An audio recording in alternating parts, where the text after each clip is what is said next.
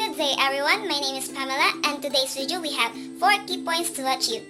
First is to discuss the powers of international organization. Second, discuss the organs of United Nations. Third, discuss and differentiate between non-state and state regionalism. And fourth, discuss the following organizations such as NATO, OPEC, NAM, and ASEAN. So let's get started. First is international organization is the term commonly used to refer international governmental organizations or group that primarily made up of member states. And according to Barnell and Fenimore, there are 3 powers of international organization. First is the power of classification, which means they create powerful global standards that states or organizations or individual views the IOS as a legitimate source of information. And third is the power to diffuse norms, which means that they can create norms regardless of the implementation and conceptualization of development in a certain project. Let's go to United Nations. United Nations has a 5 organ. First is the General Assembly. It is the main deliberative policy-making and representative organization. And it is a 1 term only. And annually they exchange president. And the year 1949-1950, Carlos Romulo was elected as a GA president. And that's the reason why Philippines played a prominent role in GA's early years. Is the Security Council.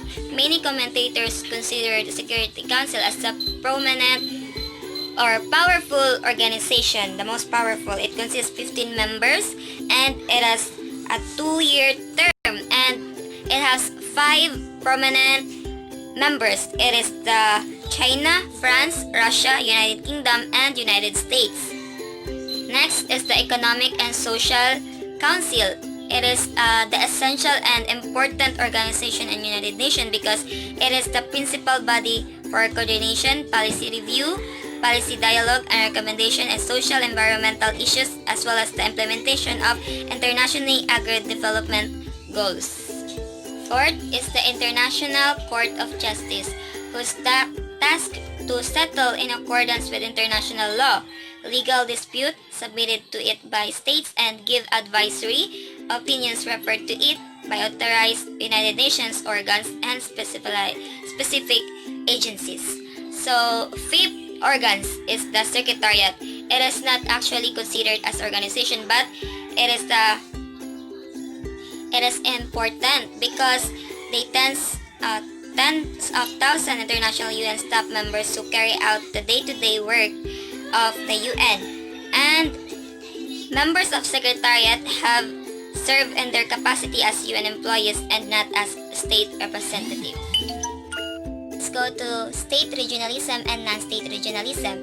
State regionalism, it is the international organization whose the member is represented by the state, while the non-state regionalism, it is the international organization whose member are common people or philanthropists and not directly connected by the states. So the difference between the two is simple.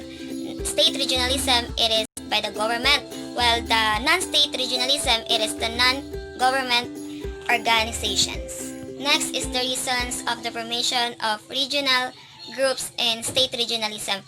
First is military purposes. The example of this is the NATO. NATO stands for North Atlantic Treaty Organization. It was formed during the Cold War, March 4, 1947, when several Western European countries plus the United States agreed to protect Europe against the threat of Soviet nation. Second reason is to pool resources. The example of this is the OPEC. OPEC is an organization of the petroleum exporting countries. The focus of OPEC is to regulate oil prices and ensures stabilization of oil. Third reason is to protect independence, and the example of this organization is the NAM or Non-Aligned Movement. It is the countries from regional blocs to protect their independence from pressures of superior politics. So NAM is the international policy of a sovereign state. And last reason is due to economic crisis, and the example of this organization is the ASEAN. ASEAN stands for Association of Southeast Asian Nations. The goal of this organization is to promote economic cooperation and regional stability. So, that's it all. Thank you and bye-bye. Good day to all.